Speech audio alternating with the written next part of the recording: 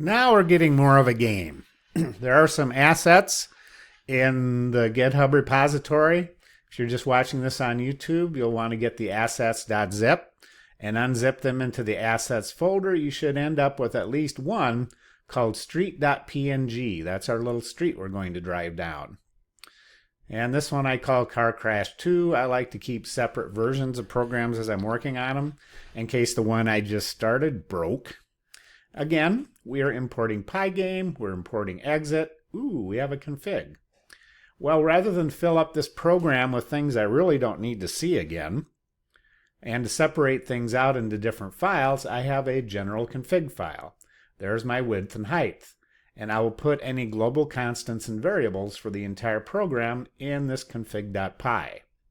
To bring that in, we import config, and then when we need config, we say config.width, config.height.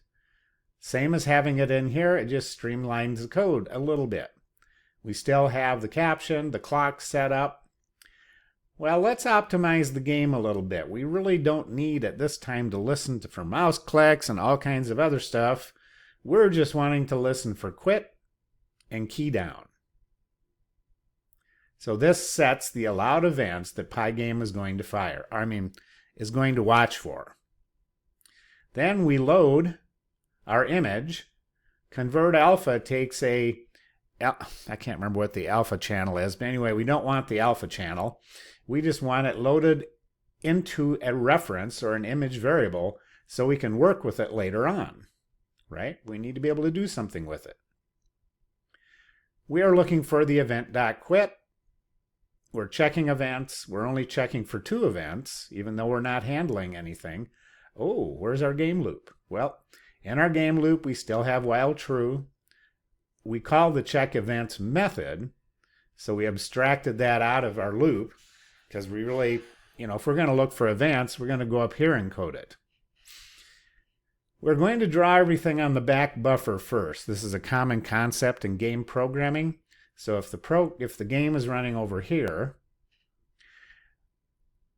the image is drawn over here in an extreme memory buffer, and when you want to display it, it gets flipped or blitted onto the screen all at once.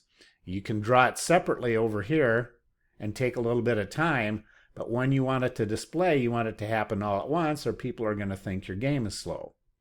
So any drawing that we blit to the surface.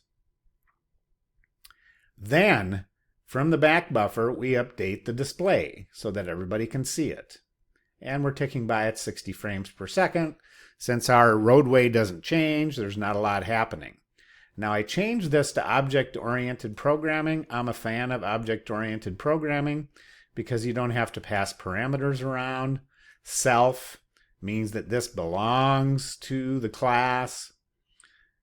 It makes it easier, I think, to modularize things. So we're creating a game instance or a game object. I should put object in here, shouldn't I? So we create the game object, which is created from this car crash class. When the car crash class is initialized as an object or created, or we use what's called the constructor, all of this is set up automatically.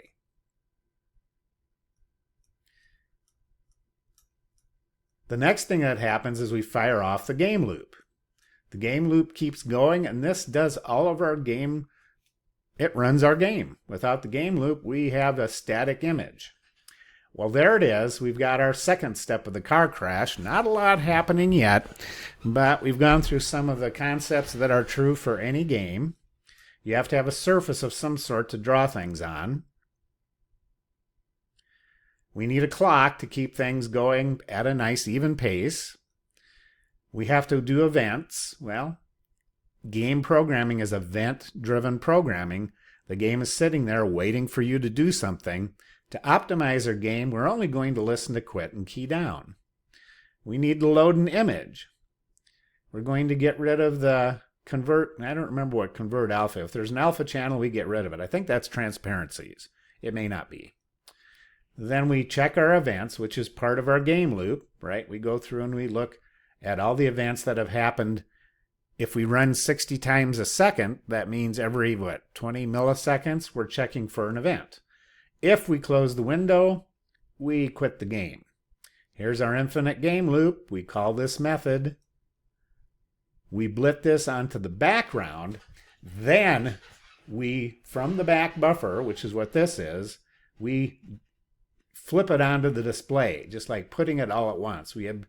And actually update is more efficient than, I think there is a flip one in here, but it only updates anything that changed. It doesn't update the entire image. So if we look at this, really nothing's changing. So update is really having nothing to do, rather than redrawing it every clock cycle or every game cycle. This is object oriented, so we have a car crash class. When the car crash class is initialized, or we use the car class constructor, all of this happens. This creates our object. Then we start our game loop and away we go. Well, a little bit of OP and a little bit of the theory of game programming. We'll see you in the next episode.